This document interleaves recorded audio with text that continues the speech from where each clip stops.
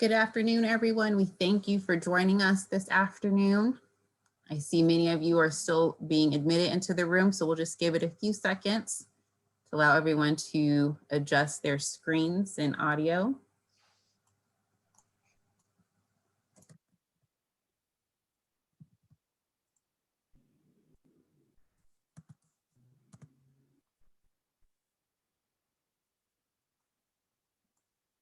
Okay, at this time, we'll go ahead and get started. Well, good afternoon, everyone, and thank you for joining us. We are excited to bring you again our next installment of our series of Emerging Stronger.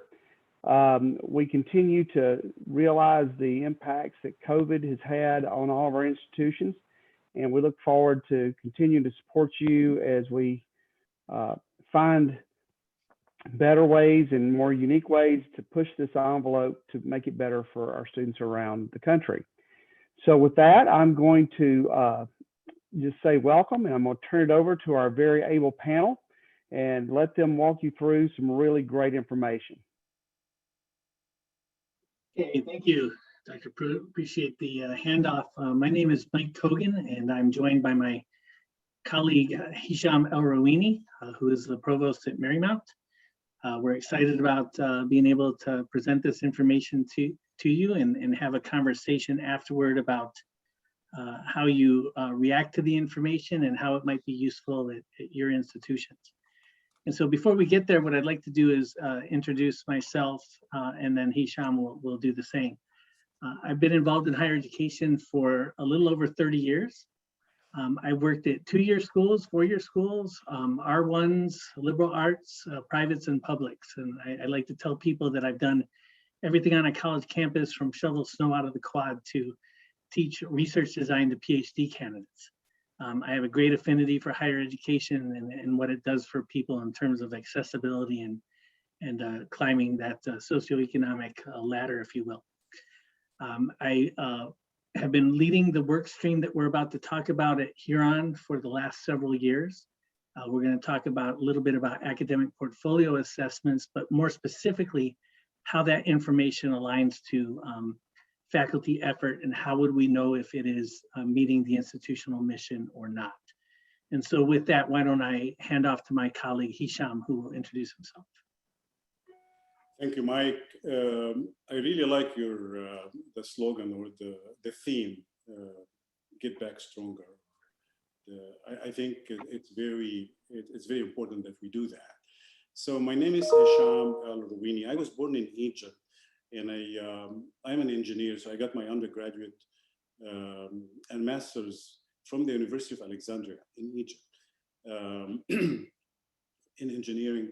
And then I came to the US in 1985, so 30 plus years ago, 35 actually, 36 years ago. And I did my PhD in computer science at Oregon State University, and I've been in academia since then. University of Nebraska at Omaha for 11 years, and then Southern Methodist University in Dallas, Texas for 7 years as a chair of the Department of Computer Science and Engineering, and then as a dean of the College of Engineering at the University of North Dakota for 11 years. And I joined Marymount University as the provost 6 months before COVID hit. So it's been a year and a half since I joined Marymount as a provost. And I find the information that we're gonna be talking about today very, not only interesting and useful, but also I thought that the way I looked at this data when I was a chair is different from when I was a dean, and now it's totally different. Also, before the pandemic, after the pandemic, so it's just an amazing field, and I envy Mike that he has to work with this almost every day. But I'm excited about our discussion today. Great. So I'll go ahead and launch the presentation here. This is the title, Aligning Faculty Effort to Institutional Mission. And so as we think about this agenda, we went through our introductions, and we really want to talk about two things. The first is, let's talk a little bit about the academic cost tool itself. Again, having that framework to be able to answer some of these questions is critically important, especially as we think about faculty effort and what faculty do on your campus.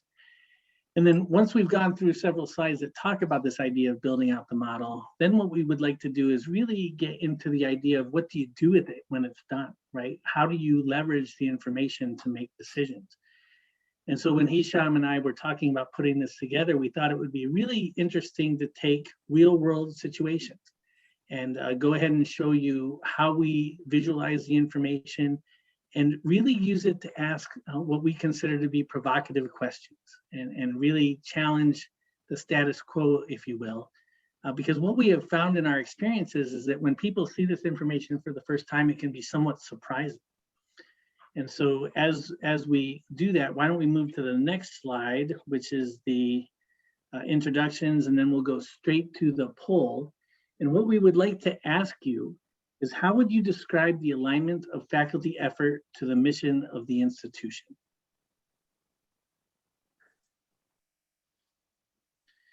So you can see that the poll is up, and so we're going to take about 15 seconds for you to have an opportunity to answer this.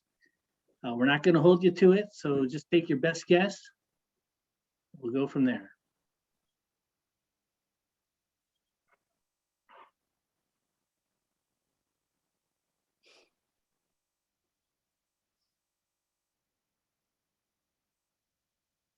Okay, good. So we're seeing it's majority somewhat aligned or mostly aligned. So that's really interesting. I have to say I'm a little bit surprised that 79% would say somewhat or mostly. Hesham, do you have a reaction to this?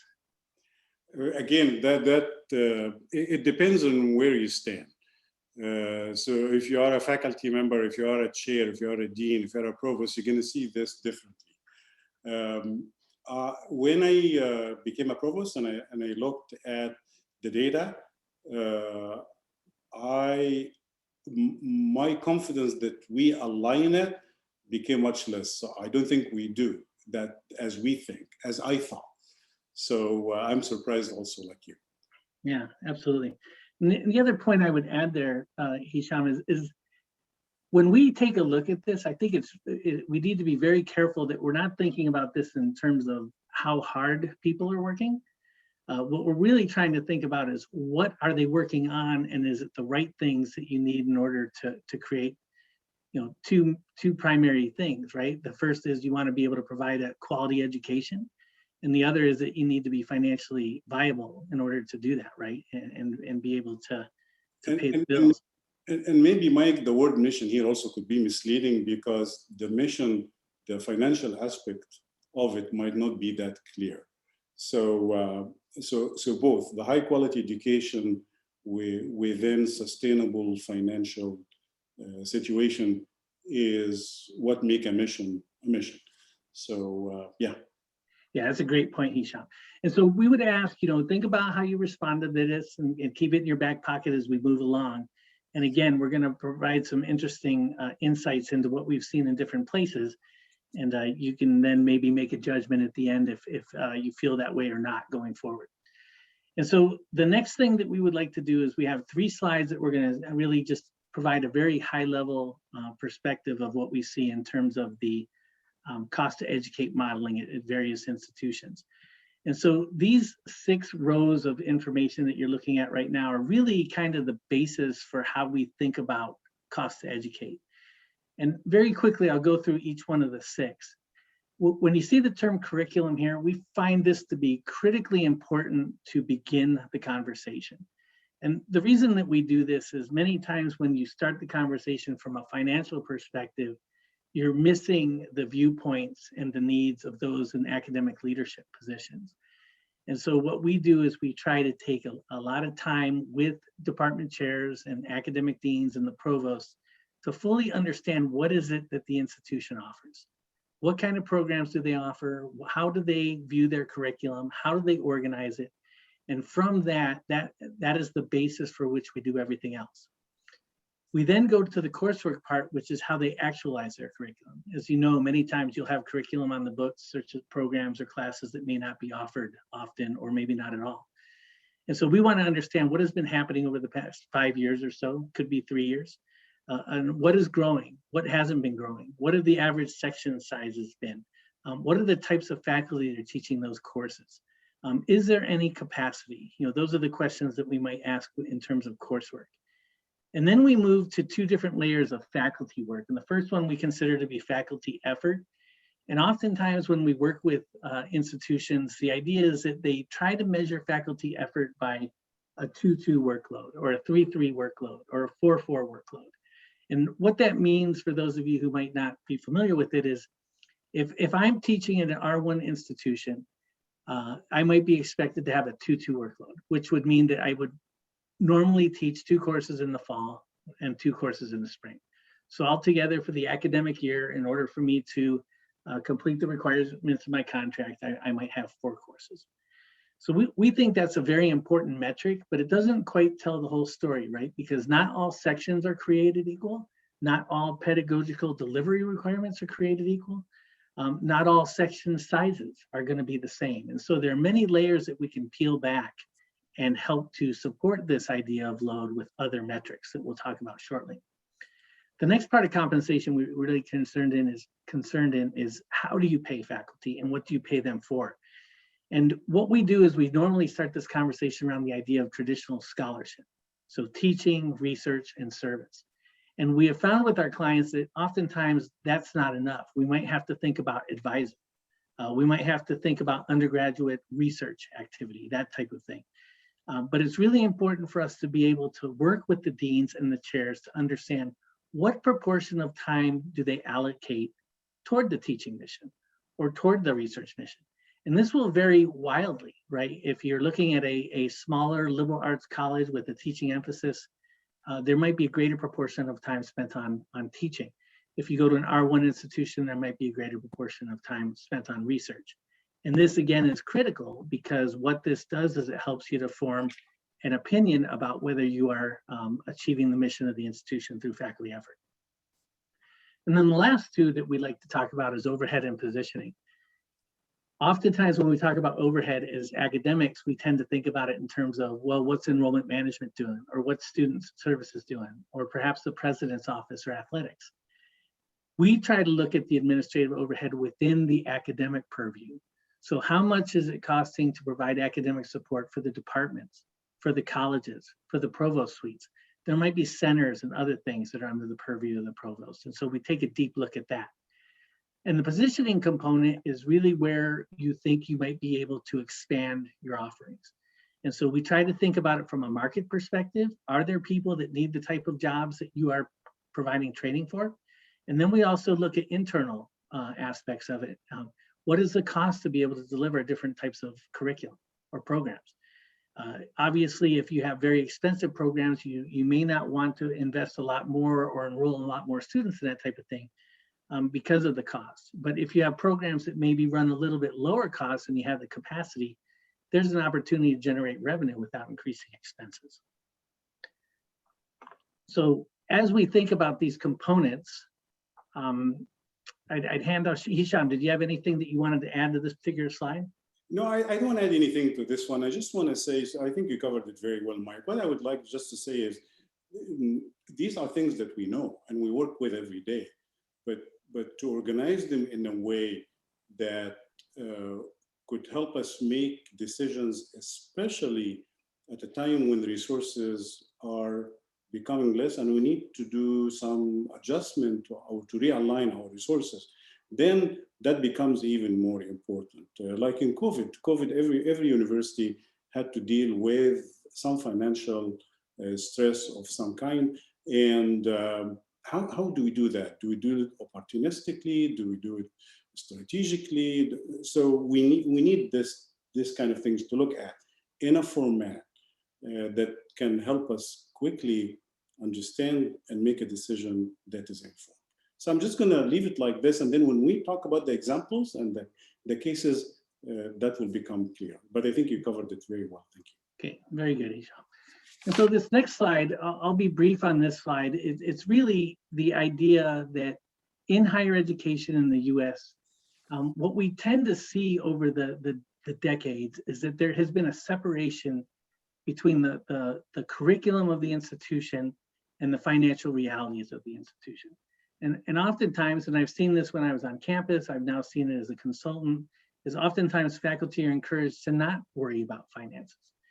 And so that may be true to a point, but it is really important that the institution understand how the curriculum is connected to finances. Now, oftentimes, as we move to the next slide, information technology can be a real challenge in terms of how you're getting the data. So this might look fairly simple, but it can be somewhat complex. And I think the difficulty of this is to find what we call the single version of the truth, which is the data that you can trust. And I'm sure you have seen and experienced what I'm going to be talking about now is we deal, especially if you have multiple systems that retain data. Sometimes we have data at the department level, sometimes we have data at the college level, sometimes we have data at the provost level in institution research. And when you present a case, I faced it personally when I was presenting some of the metrics we're going to talk about to the faculty, and they said, oh, that's not true, because my data doesn't show that, it shows something else. So it's very important that whatever we do in integrating the data to ensure that we have one version of data that we look at, and this is the single version of the truth we are talking about. Yeah, absolutely. So that's a good segue to this particular slide. But I just want to take a moment of expressing how important it is to get buy-in from your academic leadership to be able to answer these questions that we need to answer. So if you look on the left-hand side, every institution of higher education in the US is going to be able to do these simple tasks of collecting information and being able to print transcripts or to pay their personnel or to complete a financial audit, those types of things. And oftentimes what we see is that people will purchase ERP systems.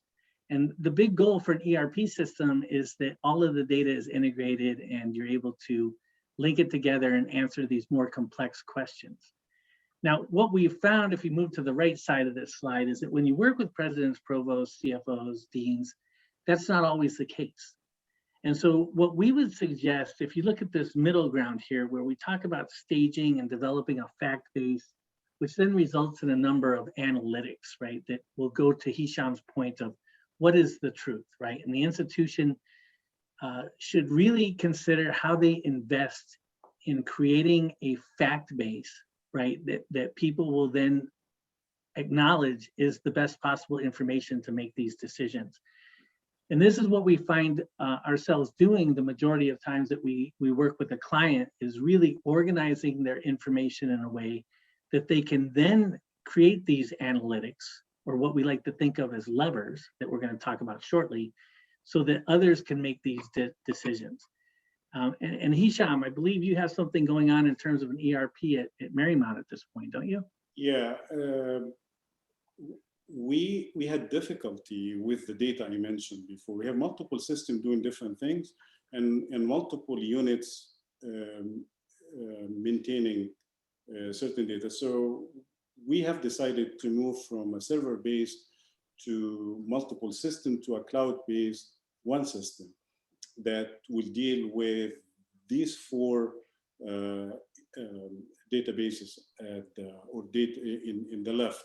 So we completed already the human capital one module. We completed the almost done with the finance piece, and we are adding the student piece also. We're going to finish it soon. So we hope that with this one system that's cloud-based, that will host all these modules, we should be able to have data that is credible, and the integrity of data now is not going to be an issue. So when we present something, then people can trust. Okay, good. Thank you, Hesham. And so then let's get into the metrics. And I'd like to emphasize that these are all real situations. These happen at different institutions, and granted, they could be very different institutions. But we wanted to share, again, how you might think about this at your institution, and what are some of the provocative questions that would result from this information. And so on this particular slide, there's a lot happening right now, but the main idea here that we're trying to emphasize is that it's very important to be able to align instructional and academic support costs with the revenue that's coming in through tuition or state appropriations or whatever your revenue streams look like. And so in this particular example with a client, what we notice in this dark blue bar is that actual expenses over this period of time of 8 years actually remain steady. And then you'll see that the total instructional expenditures, although they decreased a little bit, they essentially remained steady as well. Now, if you look at this gold line that's going through there, you can see that the FTE or the headcount is decreasing significantly during this period of time. And what was interesting is we were having this conversation with our client on how this was demonstrating itself in the data. They were a little surprised because they had gone through a number of cuts, and they had reduced different programs, and they reduced the number of people that were aligned with these programs. But because they didn't have the tool in place to understand how that alignment was occurring year to year, they ended up with a picture that looked like this, which was quite a shock to them. Yeah, and this is important. And I remember when I was a dean at the University of North Dakota, the entire university was experiencing a change in enrollment, just slowly going down, not by much, but slowly going down. But one of the colleges, engineering, was going up. But I think the provost, everybody want to help because engineering is moving up. How can we give engineering resources? How can we change? But the budget model that we were using did not allow that to happen.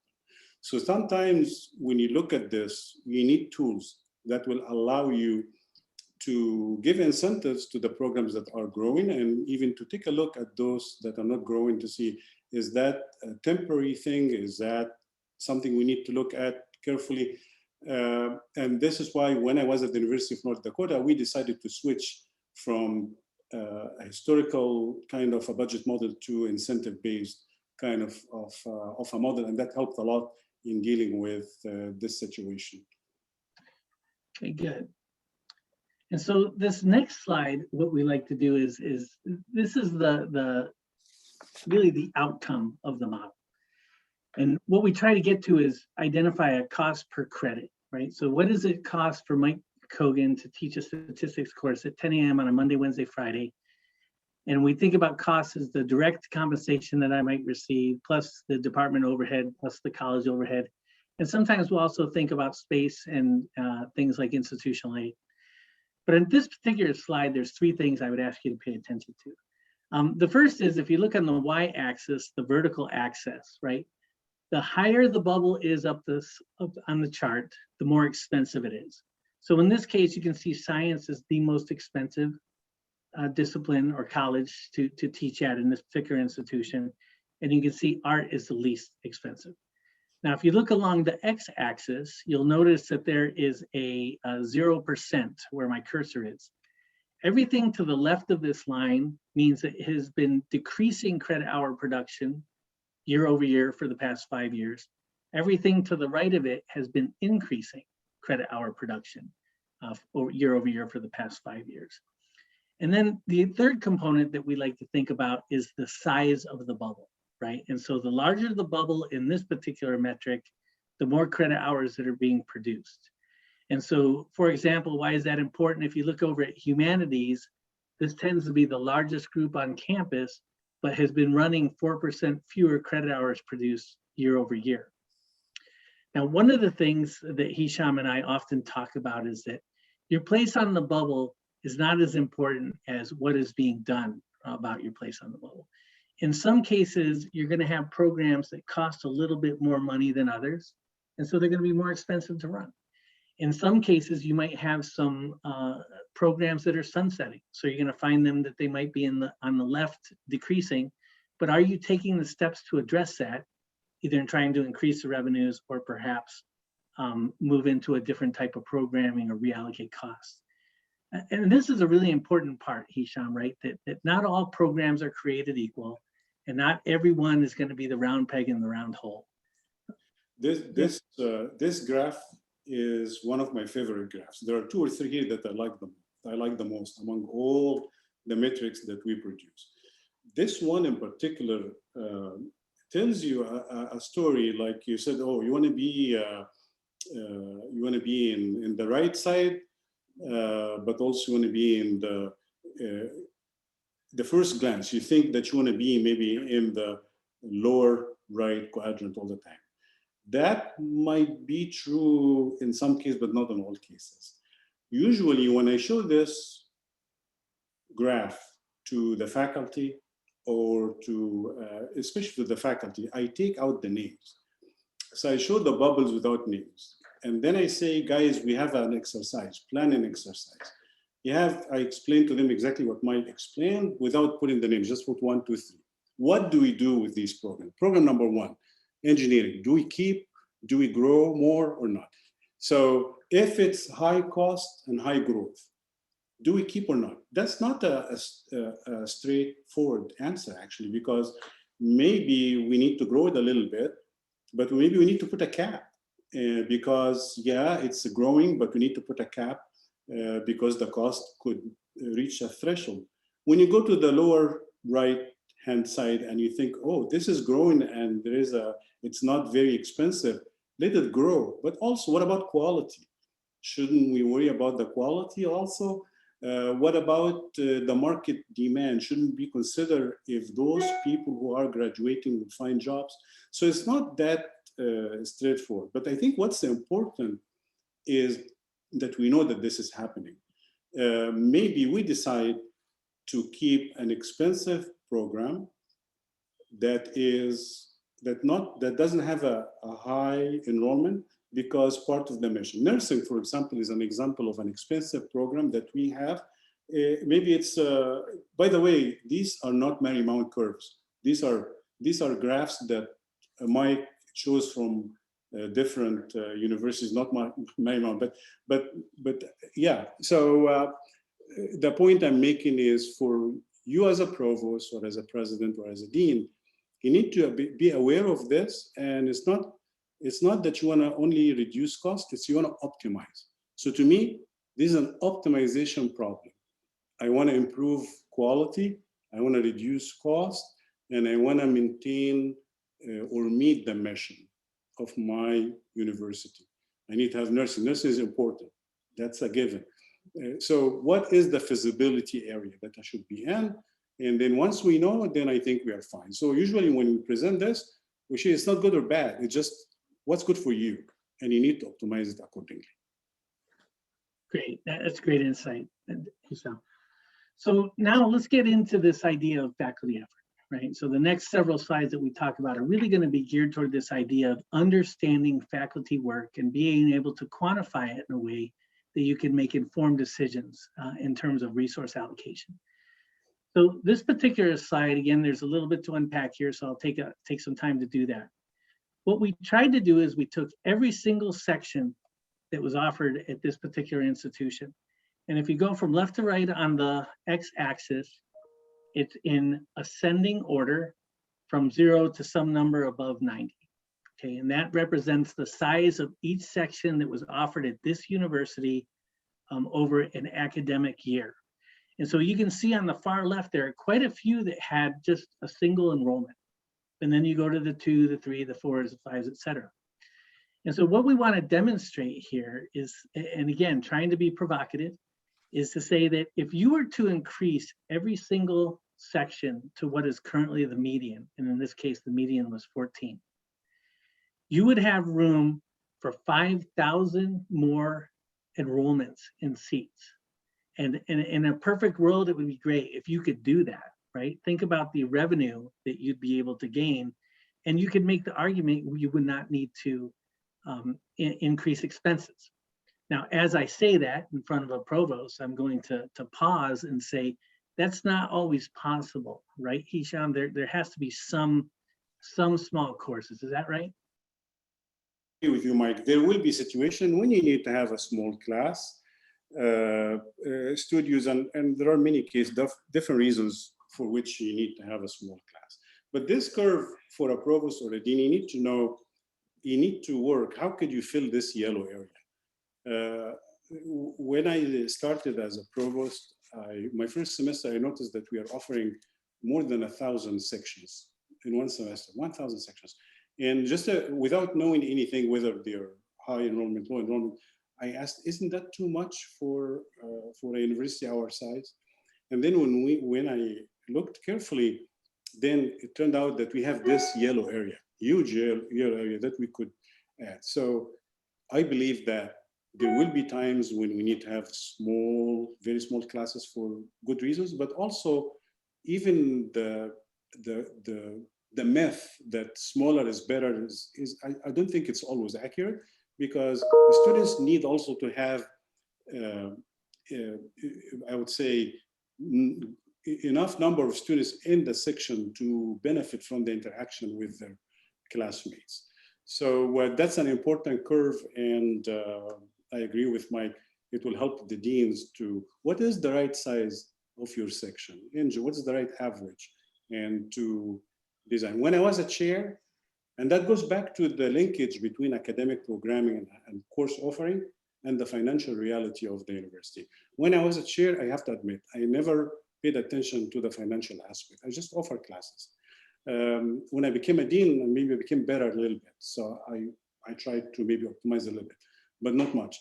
Now as a provost, I cannot not do this. I have to optimize. I have to link. I meet with the CFO every Wednesday. As a matter of fact, after this, I am meeting with the CFO to talk about the same thing. How could we coordinate to make sure that our offering is consistent with our financial situation?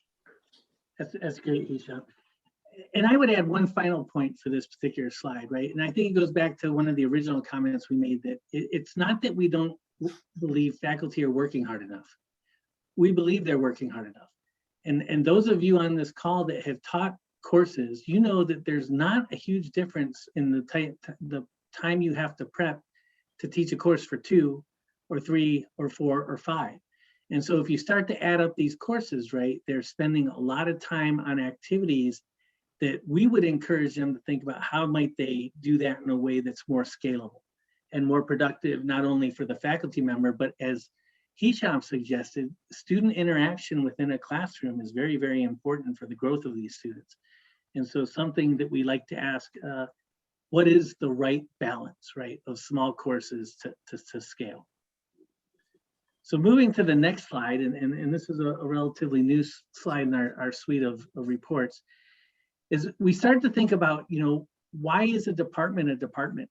And in many cases, what we learn is, well, that's just the way we've always done it, right? And we need to have departments because we need to have department chairs who make decisions about courses and programs and oversee curriculum and that type of thing. And all those things are critically important, but we like to, again, ask the question, can it be done at a different type of structure or more scalable way? And so what this slide does is it demonstrates a phenomenon that not many people know about. And that is, if you look at this particular slide, starting at the bottom left, again, these blue bars represent departments at a single university. And so the higher the bar, the more degrees that they award in a year. And so you can see on the right-hand side, you see most of your degrees are being produced by those departments. On the left side, there are fewer degrees being produced by these departments. Now, the key metric here that I like you to pay attention to is really these gold dots. If you take a look at those gold dots, what they represent is the proportion of credit hours being produced by this department by 5 or fewer courses. And so if you look at this top left gold bar, what we're saying here is that 100% of their credit hour production is generated by 5 or fewer courses. And then you'll see that it moves down until we stop at 50%. So all of the departments to the left of this dot generate 50% or more of their credits with 5 individual courses. What do you make of that, Hesham? Let me tell you first, I love this metric. This is one of my best. And I didn't know of it. I want to say something first, and then I'm going to talk about this. Mike talked about the faculty, and I couldn't be more proud of our faculty because they are working with me and looking at these things. And so the last exercise I had with the faculty is we have been experiencing, our undergraduate has been going slowly down for the last 7 years, but our graduate programs are going up significantly. So our graduate is going up, undergraduate going slowly. So I think it was accepted because it's going very slowly down, but people maybe didn't do anything about it. But when we looked this year, we didn't look at the collective, we looked at each program. Then you will realize that a small number of programs are growing significantly and they're carrying the rest. And the rest of those are going down. So I wanted to convey this message to the faculty. So I showed them a curve that was different from this. And this is why I think that this is better. I put, okay, here are the programs. And this has been the trend for the last 7 years. So program philosophy, this is the trend. Psychology, this is the trend. But again, I didn't put the names like I do. So took the names out so people can look at it without any worry about their discipline, put codes 1, 2, 3, 4. So program 1 is going down. So we noticed there are 3 trends. Very few are going up, a lot going down, and some went up and then going down. 3 trends. So some measures with 1Z, 2Z students, but they generate a lot of credit hours as service. Core. So I couldn't convey this metric or this diagram is more powerful because it shows both at the same time. It shows you with the little dots that basically if only 5 classes are generating most of the credit hours, that tells me that this measure maybe shouldn't be there. That maybe should be a service course or a service entity. Again, I'm just simplifying to make a point, but it's more complex than that. I really like that.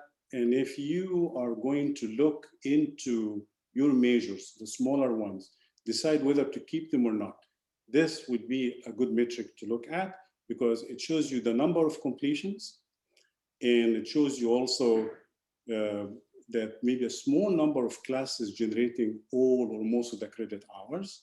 That means the 300 level, 400 level, maybe they have very small credit hours. And again, you go back to this, then you ask yourself, oh, I know that, but that's important to our missions I want to keep. Good, as long as you know, as long as this is intentional, then we are good, right? Mike likes to relate this also to the occupation. And I hope we have time to go through because he also has a wonderful curve that relates the completion to the occupation. And if we have time, that will be a great one to look at as well. Okay, good. Well, thank you, Hesham. So this next slide, we mentioned earlier during our conversation that we were interested in this concept of traditional scholarship, right? So as a starting point, we think about teaching, research, and service. And so what we like to do when we interact with the institution is to have conversations with the deans and really challenge them to think about what proportion of their time from a faculty perspective that they oversee, what proportion is geared toward teaching, what proportion is geared toward research, and what proportion is geared toward service. And they do think about this and they do have conversations within their leadership and with their faculty about this. But it's a really interesting piece when we pull it all together and start to show them, what is the cost of doing business from a faculty perspective? And so when you look at this pie chart, what we typically do is we will take all of your full-time faculty and we'll divide them by those that might be on the tenure line as opposed to those who might be full-time instructors, lecturers, more on short-term contracts. And then you can see that one small pie where we think about part-timers, which almost never have a traditional scholarship role. But the tenure track do. And then to some degree, so do the full-time instructional, although oftentimes they tend to do more teaching than anything else. And more teaching than the tenure-line faculty that are on their campus. And so from that, what we like to demonstrate is, well, what is the actual dollar amount you're paying for each one of these? Now, in this particular bar chart, you're seeing that there's 31 million toward instruction, 7 million toward what they regard as undergraduate research, another 11 million towards scholarship or scholarly activity, and then you have 7 million each for service and supplemental pay. And so the two metrics that really stick out to me in this is that when you look at the supplemental pay, that's 11% of the total compensation. And so then you start to ask the question, well, do you really have to have that supplemental pay? Or is there a way for you to think about load differently that would enable you to maybe maximize faculty effort in a way that they can cover those with their base pay? The second metric that is really interesting to me is service. And Hesham, you and I have had conversations about that. What's your take on that $7 million towards service? Well, can I also talk about the supplemental also? Absolutely, yeah. When you have a university in an expensive area, near Washington, D.C., or near one of those expensive areas, California, if it's a small university and then you compete for faculty, then you try to pay them, so to compete with the big guys in the area. If you're smaller, then it becomes difficult to attract the best with maybe the regular salary. So some universities, some leaderships decide, well, maybe we can supplement with some overload, some stipend here, stipend there, which maybe was a solution at some point. But what that solution to me is a short-sighted solution, because you end up taking the time of those faculty from research, from taking them to teach more. We teach more, you teach more, and then you don't have time to do the scholarship because we have limited period of time. So I was of the opinion that, okay, take half of this $7 million and put them into salaries, right? And that will help, will not eliminate the problem, but will help it a little bit. So that's one thing. And then the service, we, after looking at the faculty workload, and we found that people work very hard. A big portion of what they do, you could put into the service. And most of it is self-inflicted service. And again, people work, they're very exhausted. They work very hard. But is that what you wanted to spend on? I'm of the opinion, let's minimize the service to the level that will meet what's expected of you, but spend your time doing the core thing. We do our research, we do our teaching, and we help the community that we live in. But yeah, so this is important. And if you look at the next slide, it will show you that this, this one here, Mike, I don't know if you want to talk about this, but this is, I had a situation similar to this at Marymount, when we realized that we pay a lot of money for overload outside the base. And again, if you look, you'll find that only few people, only 38 faculty out of 200, maybe 10%, or less than 10, more than 10%, maybe 20% or so. Those faculty make about 50% of that overload.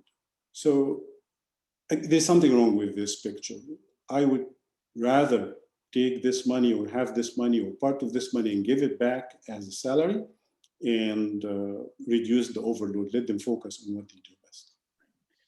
Yeah, and the other key point I would add to that, Hesham, is that just knowing this information, right, is so critical. In some cases, it might make sense for faculty, you want to be able to allow for differentiation. And so maybe your best instructors, you want them in the course more. And so you might be willing to pay for summers and overloads and that types of thing. which then frees up space for faculty who might be wanting to do more research. And so it gives the deans and the chairs and the provost a tool that allows them to make those decisions and better understand how they are allocating. The faculty, Mike, if you allow me, excuse me. Sure. The faculty, when they saw this, they were shocked. They didn't know that. They didn't see it that way. As I said, I am of the opinion also that you need to engage the faculty in these discussions, because when the faculty see the facts and see this, oh, really, maybe you need to do something different. So it's not only the administrators who should look at this, faculty also should look at this. Excellent. Okay, so that, Hesham, will take us to our next poll. So the question for number 2 is, how often are financial implications considered when making academic programming decisions at your institution?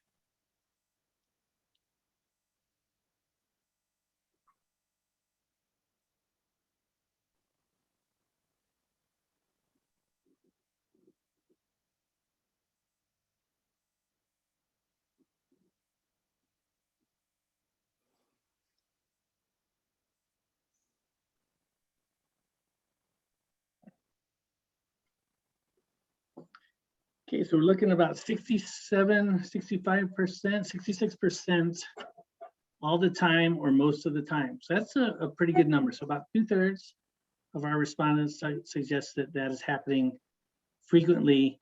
Another 13% would suggest financially, with 20% being unreported.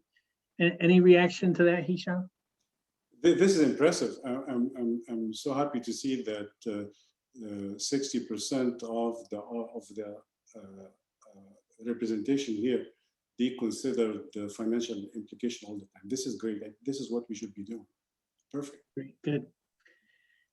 And so I think this question is a great segue for us to move into the next metric. And so this particular, again, we want to stay true to this idea of really showing you what we've seen in the real world, right? That this is happening. This isn't just us putting together metrics.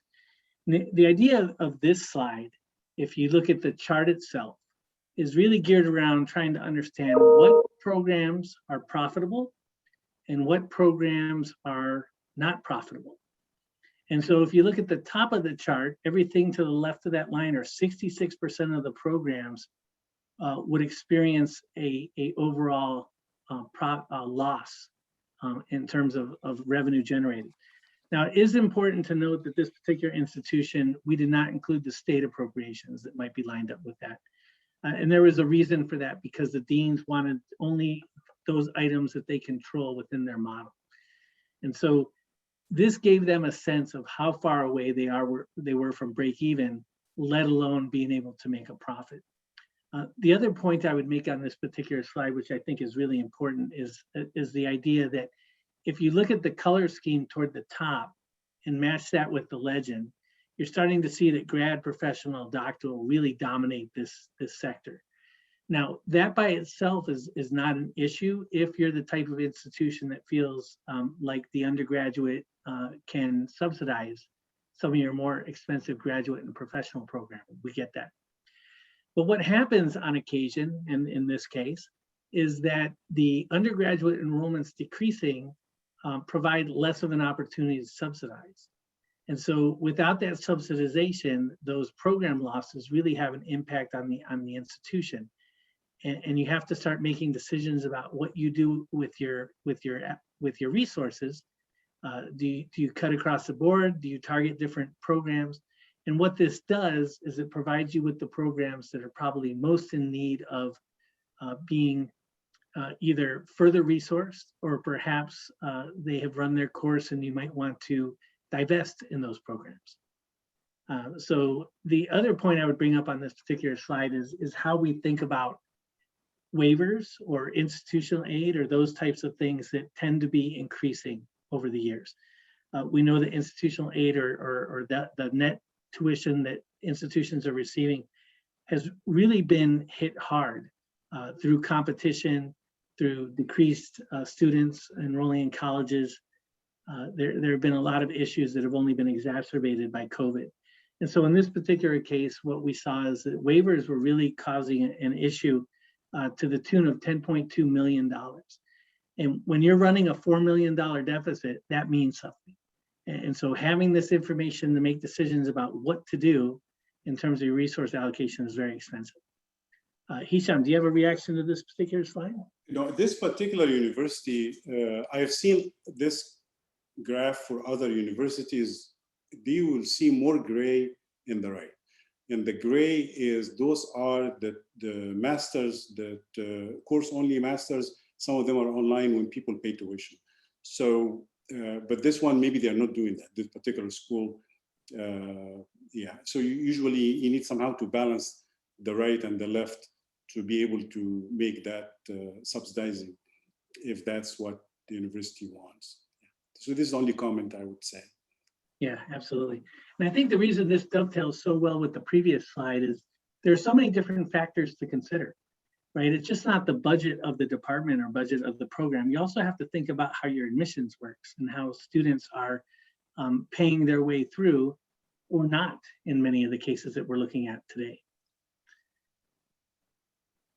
So this next slide is really gets back to the very first comment we made in terms of aligning curriculum, right, to the financial realities of the institution. And I want to emphasize how important it is to start this conversation with your academic leadership in terms of really trying to understand how they organize their curriculum and what it means to be a course or a program or a department, what it means to have interdisciplinary activity. Those types of things are so critically important. And the reasons are at the end of this, your academic leadership has to believe in this, right? What you're providing to them in order for them to be on board with the idea of making the changes that need to be made. And so I would ask you to look at the diagram that comes from a Visio.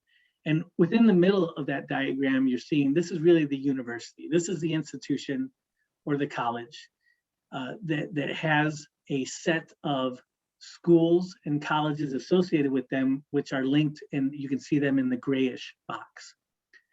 And then within the grayish box, all of these white boxes are departments. And so when we think about this, and the reason we visually display it this well is it really helps you to understand what is the administrative overhead associated with running an academic organization. And so in this case, right, when we talk about all the metrics that we've just shared, you have a tremendous amount of courses that are small in nature, have very few students.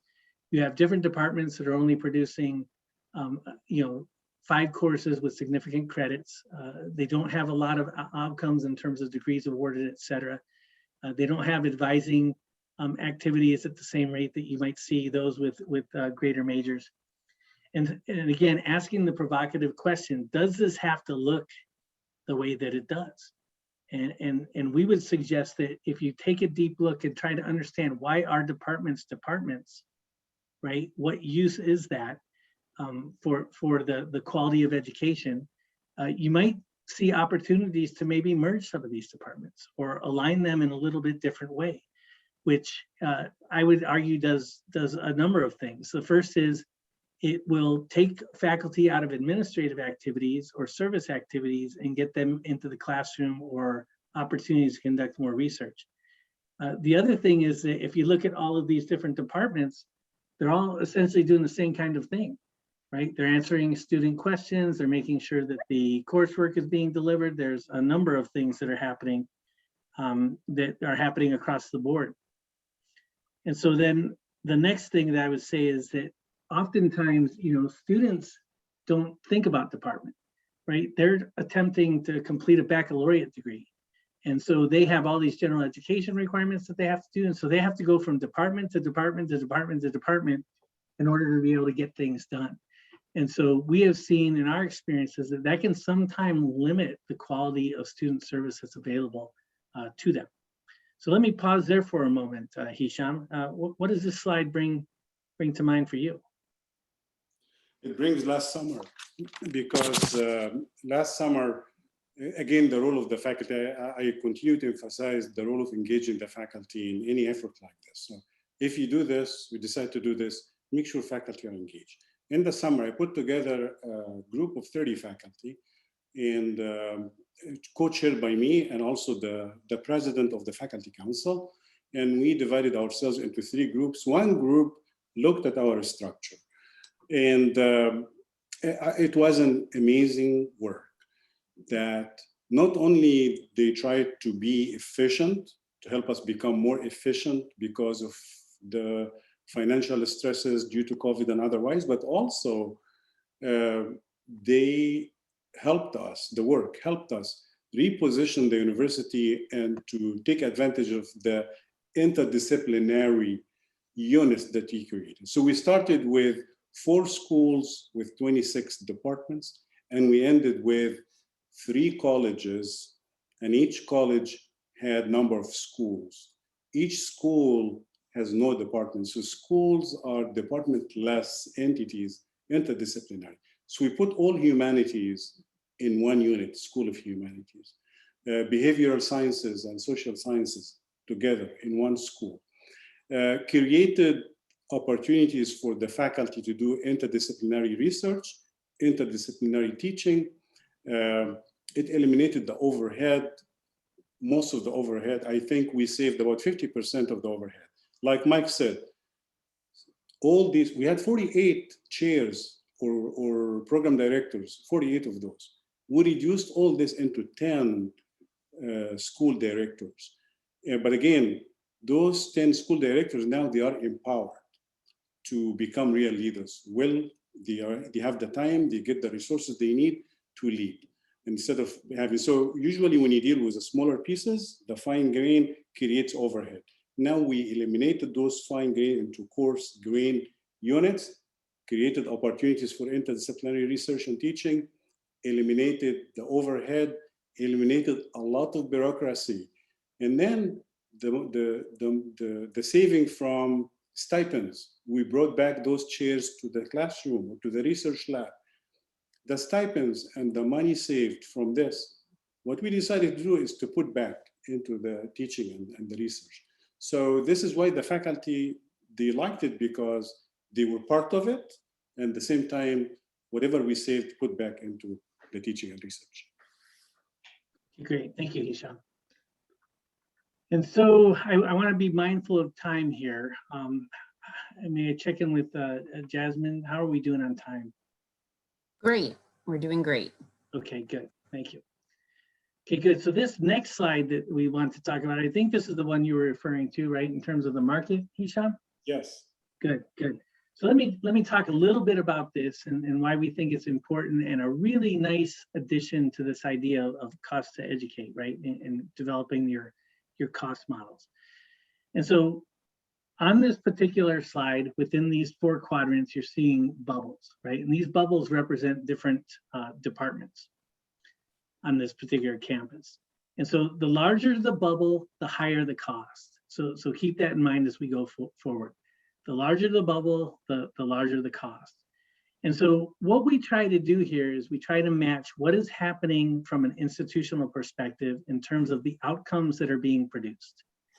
So if you are producing a lot of computer science degrees, if you will, then you're going to find that that's going to be to the right of this matrix. So it's going to be on the right-hand side, a lot of outcomes, things are good. Now, on the other hand, you might have a fine arts program that's not creating a lot of outcomes. So those you will find on the left-hand side. Then what we want to do is we want to marry them to their particular occupations. And so we want to understand the higher up the chart, the more occupations are being filled by these types of positions, the lower down the chart, the lower. And we can look at this not only from a regional perspective, right, just maybe in the metropolitan statistical area of which the institution is located, but we can also look at it from a state level. We can look at it from a national level.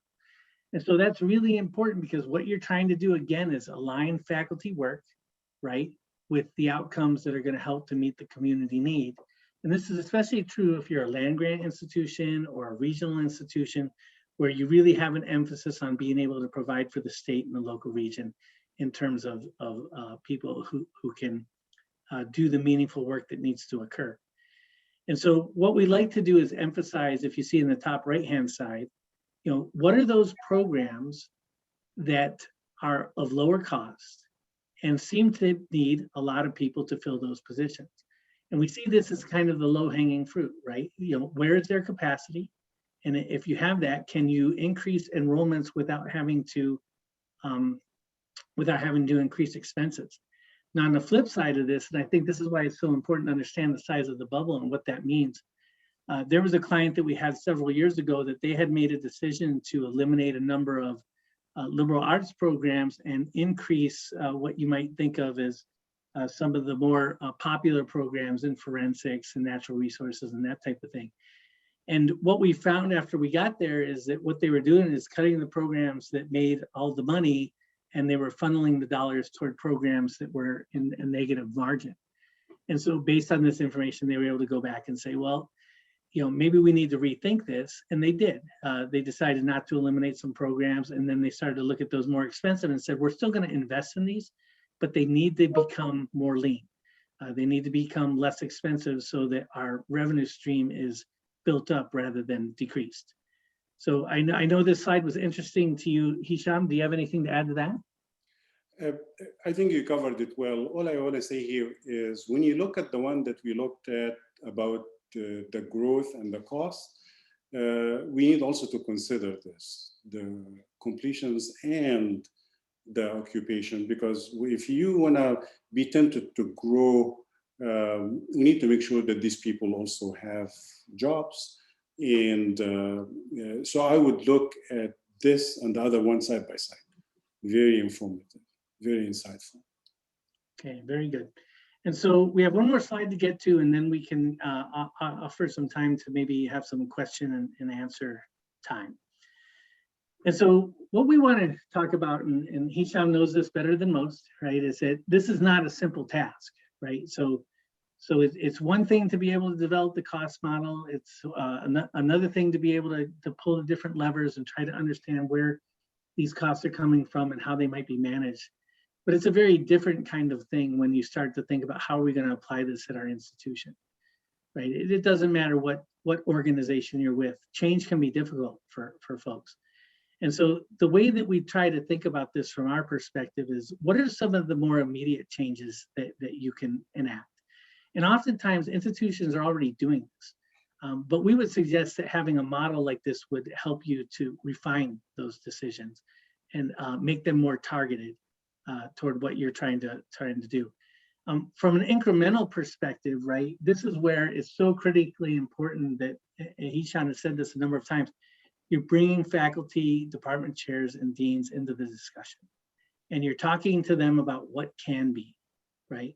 And in order to achieve what can be, you have to think about what you're doing and what changes that you're willing to make to get to that vision. And then finally, there's the transformational part. And oftentimes transformation takes several years, right? It doesn't happen overnight. And we would suggest that being able to have this transparent view of the world and intentionally think about how you align faculty effort to the institutional missions, and let's be frank, the financial realities of the institution. The more you're able to get that as part of the normal day-to-day activities of the institution and build this trust in the data, the better off you will be to be able to make these transformational changes going forward.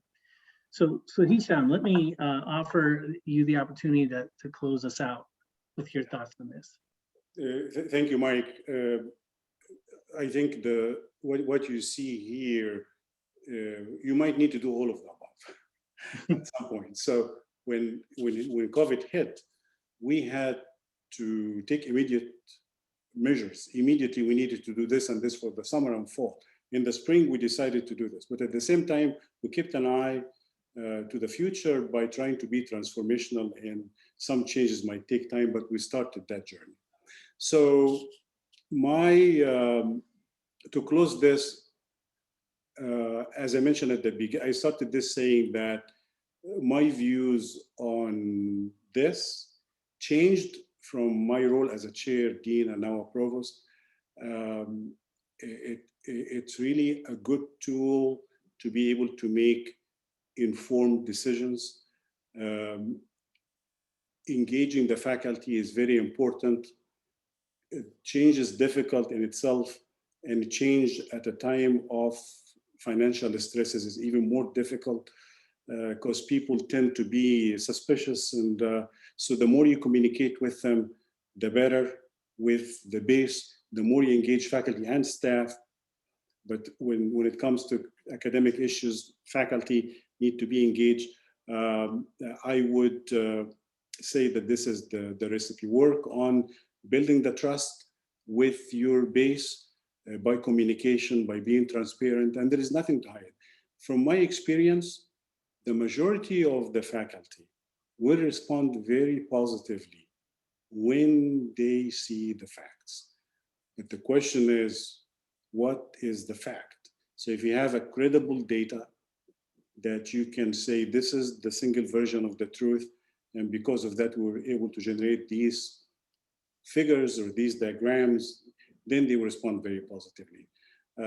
Anyway, I know we are rushing through this, but there is a lot to dig into this and to go deeper. Each one of these slides could take a lot more time to go over and unpack. But I'm happy that we had a chance at least to discuss this. Mike, thank you so much for inviting me to have this conversation with you, and I hope you found it somehow useful. And thank you, Hesham. Always a pleasure. So Jasmine, we'll hand off to you. Great, thank you both so much. We will leave it open for just a moment. If there are any questions you'd like to share via chat, where you can raise your hand and I can unmute you.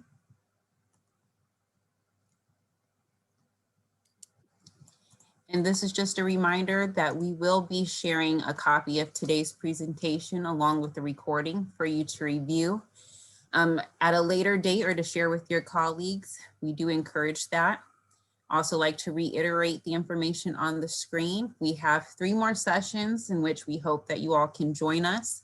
We'll also include the links for those registrations in our follow-up emails. Dr. Pruitt, is there anything you'd like to add to close this out? I'd just like to extend our thanks to our presenters today. You know, the material you gave was absolutely fantastic. I think there's going to be a lot of people who are going to go back and look at this later. Provost, it was great having you here. You did a great job and really helped people. This is a tough topic. When you start talking about aligning faculty to mission, you know, people can get a little bit uncomfortable, and you did a great job of helping people see the logic behind all this. So thank you so much for being here, and Mike, for your work on this. And we just look forward to our next sessions. We hope that you will all come and spread the word and have more people attend in the next sessions. But thank you again, and hope that you'll be open to us coming back to you, maybe doing some more work with you in the future. Yeah. Well, with that, we will release you all just a bit early. We thank you all again and have a great rest of your week. Bye-bye. Thank you all. Bye. Bye-bye. Thank you.